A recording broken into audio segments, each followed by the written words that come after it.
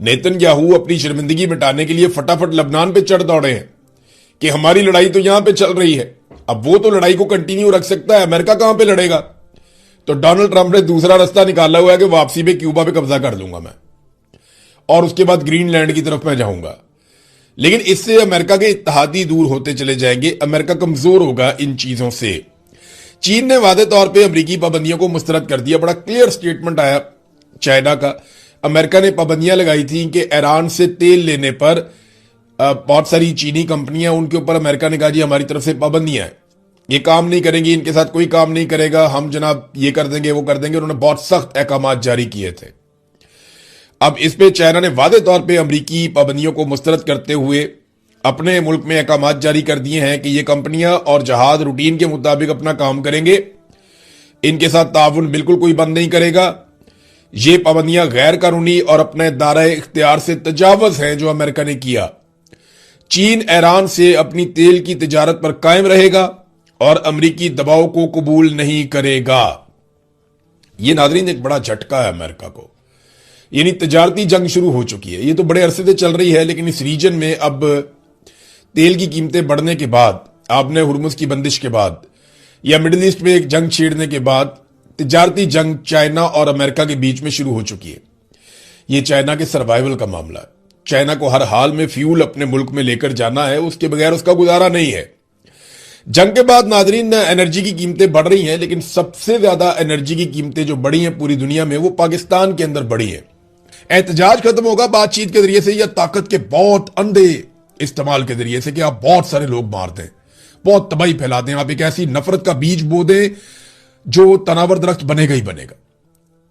ये जो आज आप फसल बोएंगे ये आपको कल काटनी पड़ेगी। आप जो मर्जी कर ले, आने वाली नस्ल आपको माफ नहीं करेगी, क्योंकि लोगों पे गोली चलाना बहुत आसान है। एक ट्रिगर आपने दबाना, गोली चल गई, लेकिन उसकी कीमत चुकानी पड़ती है नस्लों को, और वो कीमत चुकाना बहुत मुश्किल है। ये कोई भी फोर्सेस जितनी मर्जी ताकतवर हो, कोई रियासत कितनी भी ताकतवर हो, वो इसकी कीमत नहीं चुका सकती। गोली से आप नफरत बो देते हैं और फिर आपको एक नफरत की पूरी फसल काटनी पड़ती है, वो कई गुना ताकत के साथ वापस आता है।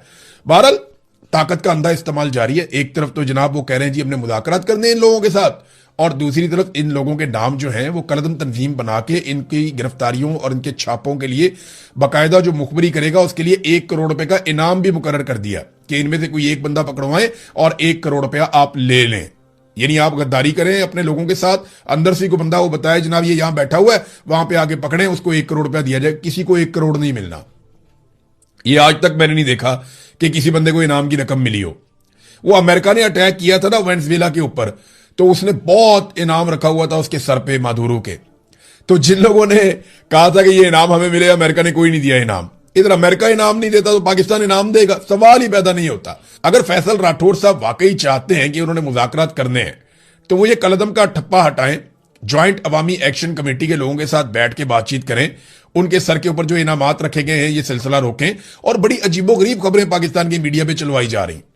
सबसे पहले तो एक बंदा है, और ये बंदा आप देख लें, इसको आप याद रखिएगा कि सबसे पहले जो ज्वाइंट अवामी एक्शन कमेटी को छोड़ने का ऐलान किया वो फैसल गिलानी ने किया है। एस्टेब्लिशमेंट का दबाव होगा और पाकिस्तान के हर टीवी चैनल पे ट्रांसमिशनें चला दी गई, जनाब इस बंदे ने अवामी ज्वाइंट एक्शन कमेटी छोड़ दिया। लगे इसकी कोई हैसियत नहीं थी ज्वाइंट अवामी एक्शन कमेटी के अंदर। मैंने जो लोगों से पूछा उन्होंने कहा जी हम तो इसको जानते भी नहीं ज्यादा। बहरहाल वो छोड़ते हुए कहता है जी मासूम शहरियों के खून से होली खेली जा रही है, मैं ज्वाइंट अवामी एक्शन कमेटी से खुद को अलग करता हूं और उसको छोड़ने का मैं ऐलान करता हूं। इसी तरह पाकिस्तान तहरीके इंसाफ भी छुड़वाई लोगों से, इसी तरह तहरीके लब्बैक भी छुड़वाई लोगों से। अब खबरें चलाई जा रही हैं कि जनाब इनके ताल्लुकात साबित हो गए हैं भारत के साथ, यानी फितनतुल खवारिज के साथ और भारत के साथ कलदम एक्शन कमेटी का गठजोड़ साबित हो चुका है। इस किस्म की खबरें चलाई जा रही हैं और पुराना स्क्रिप्ट है बहुत, यानी तहरीके लब्बैक वालों के घर से भी इंडियन करेंसी मिल गई थी, यहां पे शौकत नवाज मीर के घर से भी इंडियन करेंसी मिल गई है, आपको पीटीआई वालों के घर से भी मिल जाती है, आपको तालिबान के घर से भी इंडियन करेंसी मिल जाती है। ये इंडियन करेंसी बड़ी चालाक है। एमक्यू के ऊपर एक्शन हो तो वहां से इंडियन करेंसी मिल जाती है, तहरीके लब्बैक के ऊपर एक्शन हो तो वहां से इंडियन करेंसी मिल जाती है। जिस पॉलिटिकल पार्टी के ऊपर जब भी कभी पाकिस्तान की मिलिट्री एस्टेब्लिशमेंट हाथ डालती है तो एजेंसियों को उनके लोगों के घरों से इंडियन करेंसी मिल जाती है। ये बड़ी चालाक करेंसी है। ये फौरी तौर पे वहां पहुंच जाती है जहां पे पाकिस्तान की मिलिट्री एस्टेब्लिशमेंट का किसी के साथ भी झगड़ा होता है। इंडियन सिम कार्ड भी मिल जाते हैं वहां से, वहां पोस्टर बैनर भी मिल जाते हैं, यानी उन्होंने सजा के रखे हुए होते हैं Indian banner, Indian poster, Indian फौजियों के खत, इंडियन रा का जो है वो सारा डॉक्यूमेंटेशन, हर चीज के, आपका ओहदा क्या, आपका काम क्या, आपको पैसे कितने मिले, उनके पैसे, सारा कुछ सजा के रखा हुआ होता है अपने घर के अंदर उस बंदे ने जो मिलिट्री एस्टेब्लिशमेंट के खिलाफ हो जाता है। और बाद में जाके छापा मारा जाता है और इंकशाफ होता है कि वो ये तो रा का एजेंट निकल आया। तो जनाब रा के 5 एजेंट भी आईएसआई ने पकड़े। खबर ये भी दी गई, ये जरा खबर देखें आप, एक्सप्रेस न्यूज पे छपी है। छपी क्या है, छपवा देते हैं। वो कह रहे हैं जी फितनतुल खवारिज भारत और कलदम अवामी एक्शन कमेटी का गठजोड़ बेनकाब हो गया, होश रुबा इंकशाफात सामने आ गए। और जनाब रा के लिए सरगर्म खारजी शहजाद के कलदम एक्शन कमेटी से रवाबित मंजर आम पर आ गए। जनाब रा के बंदे पकड़े गए। रा के जो बंदे हैं वो 5 बंदे, उनका पता चल गया कि ये रा के, आईएसआई ने कार्रवाई की। और जनाब यही बंदे जो रा के साथ ताल्लुकात रखते हैं, यही बंदे अवामी ज्वाइंट एक्शन कमेटी के भी मेंबर हैं। ये जनाब अब इस किस्म की खबरें चलवाई जा रही हैं। तो ये पुराना स्क्रिप्ट है, पुरानी खबरें हैं, कोई नई चीज इनमें नहीं है, ये हमेशा से यही होता रहा है। तो जब आपने मुज़ाकरात करने हो तो फिर आपको कम से कम दिल बड़ा करना पड़ेगा, उन लोगों को मौका देना पड़ेगा कि वो आकर बैठ के आपसे बात करें। जो वजीर आजम है आजाद कश्मीर का, वो इस्लामाबाद से वापस कश्मीर जाने के लिए तैयार नहीं है, वो इस्लामाबाद में बैठे हैं, वो कश्मीर जा ही नहीं रहे। और जो ज्वाइंट अवामी एक्शन कमेटी के लोग हैं वो छुपते फिर रहे हैं कि उनके ऊपर पुलिस और रेंजर्स और सिक्योरिटी फोर्सेस छापे मार रही हैं, वो उनके खून के प्यासे हो गए, उन पे गोलियां भी चलाई गई हैं, वहां लोग भी शहीद हो रहे हैं। तो मुज़ाकरात कौन करेगा, किसके साथ करेगा, कहां पे बैठेंगे? ये सिर्फ मुज़ाकरात की बात करके फेस सेविंग ले रहे हैं ताकि कल कलां को ये कहें जनाब मैं तो बातचीत करने का हामी था, देखिए हमने बातचीत के जरिए मसला हल कर दिया। हालांकि बातचीत के तमाम दरवाजे इन लोगों ने बंद कर दिए। कल तलत हुसैन का प्रोग्राम चल रहा था, एस्टेब्लिशमेंट ने वहां पे चलते प्रोग्राम के अंदर मैसेज भिजवा के तलत हुसैन को बताया कि जनाब हमने नहीं ये कबूल करना, ये जो आप वजीर आजम कह रहा है ये बकवास करता है, ये हम नहीं मानते इसको। यानी सादी बात तो यही है ना, वजीर आजम वहां पे कोई और बात कर रहा था, तलत हुसैन को मैसेज आ जाता है एस्टेब्लिशमेंट का और उसको बताया जाता है जनाब हम नहीं ये मानते, ये जो भी कहता है कहता रहे बेशक। तलत हुसैन ने पढ़ के वो मैसेज सुना दिया वजीर आजम को और वजीर आजम कहता है नहीं जी ठीक है, वो भी अपना पैंतरा बदल गया फौरी तौर पर। ये नाज़रीन पाकिस्तान के अंदर मीडिया जर्नलिज्म कर रहा है, सियासतदान सियासत कर रहे हैं और एस्टेब्लिशमेंट जो है वो फैसले कर रही है। आईजी ने नाज़रीन एक बड़ी अजीबोगरीब तकरीर कर दी वहां पे सियासतदानों वाली। बल्कि मैं अभी देख रहा था कि ईरान ने जंग लड़ी है अमेरिका के साथ, किसी अमरीकी या ईरानी जर्नैल ने भी ऐसी तकरीर नहीं की, किसी इसराइली जर्नैल ने भी ऐसी तकरीर नहीं की, पूरे मिडल ईस्ट के अंदर किसी जर्नैल ने या किसी फौजी ने या किसी सियासतदान ने ऐसी शानदार तकरीर नहीं की, या पाकिस्तान के जर्नैलों ने कभी इंडिया के साथ लड़ाई में ऐसी तकरीर नहीं की, ना कभी इंडियन जर्नैलों ने ऐसी तकरीर की है जैसी तकरीर कर दी आईजी कश्मीर ने। ये आईजी कश्मीर वही आदमी है जिसने कहा था 1000 बंदा मारूंगा तो अमन आ जाएगा।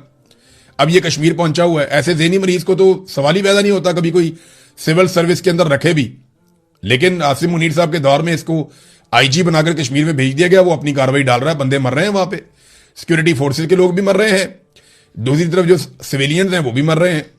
तो लोगों की जान जा रही है, इनका क्या जा रहा है? वो सीने पे हाथ मार मार के ये कर दूंगा वो कर दूंगा, वो वहां धमकियां मेज किस्म की बातें कर रहा है। और ये आईजी को क्या जेब देता है? अब चाहे इस्लामाबाद का आईजी हो चाहे कश्मीर का आईजी हो, ये जिस तरीके से सीना ठोक रहे हैं अवाम के सामने, क्या ये अवाम का सामना भी कर सकते हैं? जो अवाम अपने टैक्स के जरिए से आपको तनख्वाह देते हैं, आपको पालते हैं, आप उनके खिलाफ ऐसा रद्देमल कैसे दे सकते हैं? जब भी आप अवाम के पुरअमन एहतजाज के ऊपर जाके अटैक करेंगे, क्रैकडाउन करेंगे, तो लोग आगे से रिएक्ट करेंगे। अब जस्टिफाई नहीं किया जा सकता, जो शहीद हुए पुलिस वाले वो हमारे भाई हैं, हमारे सिक्योरिटी फोर्सेस के लोग भी हमारे अपने बच्चे हैं, वो कौम के बच्चे हैं, लेकिन कौम के बच्चों को लड़ाने वालों के खिलाफ बोलना, अगर इतनी जरूरत है तो, अगर इतना हौसला है तो बात कर और ये कह कि कौम के बच्चों को लड़ाने वाले जो हैं वो कौम के मुजरिम हैं, जिन्होंने लाकर सिविलियंस को और फोर्सेस को आमने सामने खड़ा कर दिया। वो तकरीर ऐसे कर रहा है जैसे वो मकबूजा कश्मीर में जा रहा है, मकबूजा कश्मीर फतह करने के लिए। ओ भाई ये कश्मीर है, आजाद कश्मीर है, ये अपने लोग हैं, इनको ऐसे नहीं मारना। जितना गुस्सा और जितने जज्बात तुम दिखा रहे हो, अगर इतने जज्बात दूसरी तरफ से भी दिखाए गए, ये तो बहुत बड़ा तसादम हो जाएगा। तो ये जल्दी पर तेल का काम कर रहे हैं और ये ऐसे बेवकूफ लोग सिर्फ अपनी जाती तशहीर के लिए और अपनी जाती वाहवाह के लिए और गुड बुक्स में आने के लिए, बड़े बड़े ताकतवर लोगों की या एस्टेब्लिशमेंट की गुड बुक्स में रहने के लिए वो इस तरह के ब्लंडर करते हैं, और कीमत इन ब्लंडर्स की बाद में कौम अदा करती है।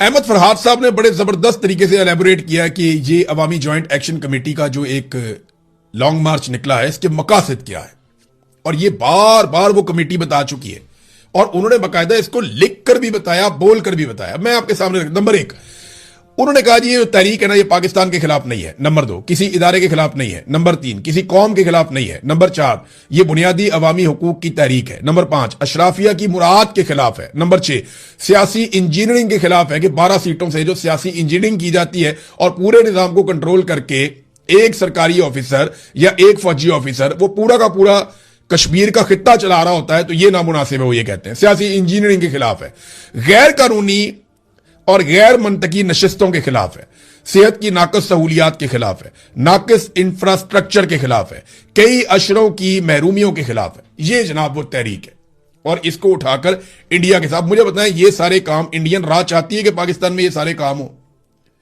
या भारतीय खुफिया एजेंसी पाकिस्तान में ये काम करना चाहती है? पाकिस्तानी एजेंसियां क्या कर रही हैं वो देख ले आप पाकिस्तानी टीवी के ऊपर। आज इमरान खान की फिर मुलाकात नहीं हुई, इमरान खान से मुलाकात मुकम्मल तौर पे बंद है। उनकी बहनें, आज मंगल का दिन था, वो फिर गए मिलने के लिए, उन्होंने मुलाकात करने नहीं दी।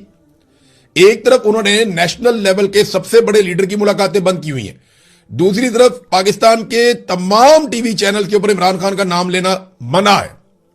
लेकिन जो खैबर पख्तूनख्वा से नाराज अरकान का एक टोला बनाया गया है, वो अब इंटरव्यूज दे रहे हैं और वो इमरान खान का तस्करा कर रहे हैं, इमरान खान की रिहाई मांग रहे हैं, इमरान खान की रिहाई के लिए तहरीक का लायामल मांग रहे हैं, और वो सारा कुछ पाकिस्तान के नेशनल टीवी चैनल्स पे चल रहा है।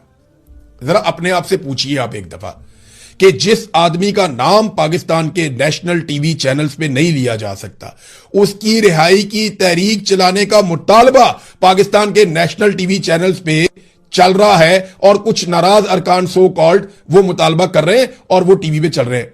पहले तो पूछो तुमने कौन सी कुर्बानी दी है भाई इमरान खान को बाहर निकालने के लिए? मुझे सुहेल अफरीदी से कोई हमदर्दी नहीं है, वो जो कर सकता था उसने नहीं किया। सुहेल अफरीदी के पास बहुत बड़ा मौका था, अभी भी है, लेकिन सुहेल अफरीदी ने मौके से फायदा नहीं उठाया। उसने नौजवानों को इकट्ठा नहीं किया जो वो कर सकता था, कोई हमदर्दी नहीं है। लेकिन दूसरी तरफ ये जो नाराज अरकान है, जिस तरीके से इनको पाकिस्तान का नेशनल टीवी चला रहा है और इमरान खान की रिहाई के मुतालबात भी नेशनल टीवी पे चला रहा है, ये ऑर्गेनिक नहीं है। इसके पीछे फिर एस्टेब्लिशमेंट है, क्योंकि एस्टेब्लिशमेंट की मर्जी के बगैर पाकिस्तान के नेशनल मीडिया पे कुछ नहीं चलता। तो अबसार आलम तो क्योंकि नवाज शरीफ का अपना आदमी है, घर का आदमी है, इस वक्त हुकूमत में है, इससे पहले वो पैमरा का चेयरमैन भी रहा, तो वो इस हुकूमत के खिलाफ क्यों बोलेगा? अबसार आलम ने कुछ चीजें बड़ी क्लियर कर दी हैं, जो बातें हम बड़े अरसे से कह रहे हैं। इख्तियारात का नाजायज इस्तेमाल हो रहा है, बिल्कुल हो रहा है, अब यह साबित हो गया। रेंजर्स को भी इस्तेमाल किया जाता है, गलत तरीके से इस्तेमाल किया जाता है, यह भी साबित हो गया। अदलिया पे कंट्रोल किया गया है और अदलिया को पैगाम भिजवा कर उससे फैसले करवाए जाते हैं, यह भी साबित हो गया। फील्ड मार्शल की पाकिस्तान के फैसलों में मुदाखलत होती है और वो लगातार अदलिया को धमकाने के लिए या अपने काम निकलवाने के लिए बंदों को इस्तेमाल करते हैं, अदलिया को भी इस्तेमाल करते हैं, यह भी साबित हो गया।